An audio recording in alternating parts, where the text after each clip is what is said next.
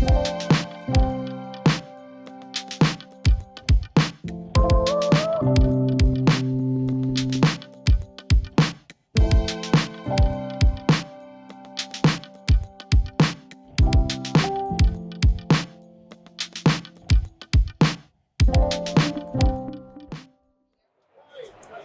hi, welcome to another episode of Insights here live from Bett, and I'm delighted to have Jodie Lopez, also known as the EdTech Ninja. Shall I do a little at the same time, perhaps? No, Jodie's someone I've known for a very long time, and someone who taught for many years, a very successful teacher, now works with companies and supporting them with all things teaching and learning, but linked into how they work as a company. You share lots on social media, giving away sort of free hints and tips. So great. I normally do sort of thing at the end. But where can people sort of connect with you, Jodie, to get these great hints and tips that you share?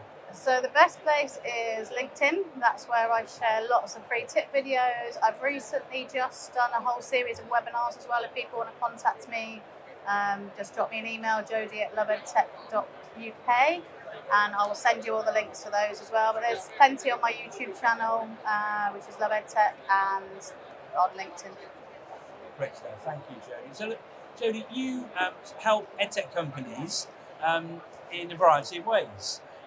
What sort of pressures are EdTech, obviously trying to sell into education, which is kind of a difficult thing to do, but how do you support EdTech companies, and what pressures are they facing in the marketplace at the moment, as you find this?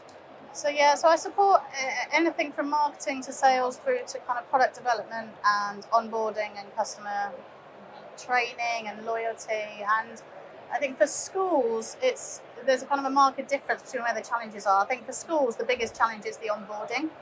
But for companies, their biggest challenge is I need to sell it, I need to get it out there, I need to make money in order to do really good product, to get it past that kind of initial product into something really good.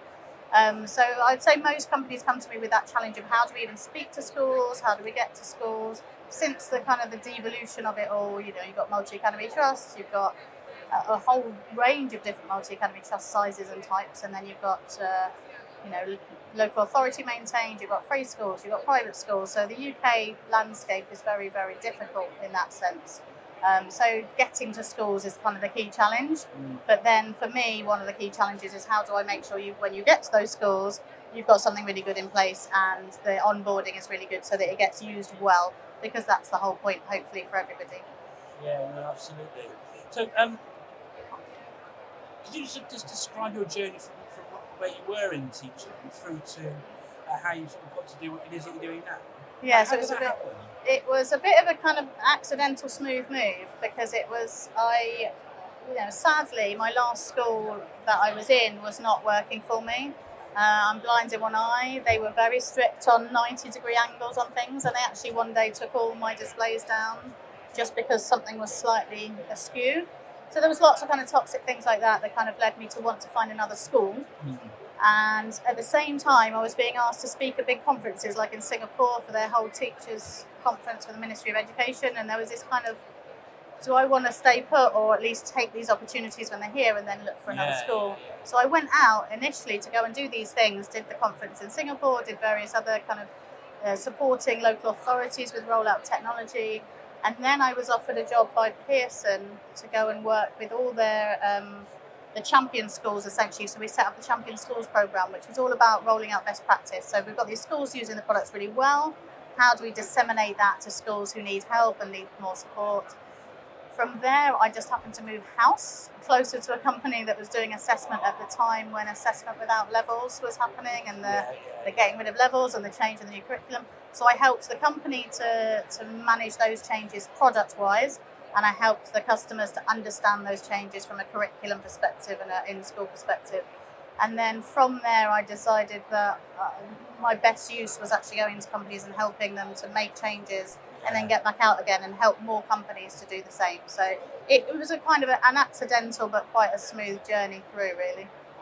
Happy days. Well, look, I wanted to ask you some questions. The show's called Insights, and you do share lots and lots of insights, and you shared some things that according to where you are right now. If you were, there are lots of companies obviously exhibiting at Bett. There are also lots of companies that aren't.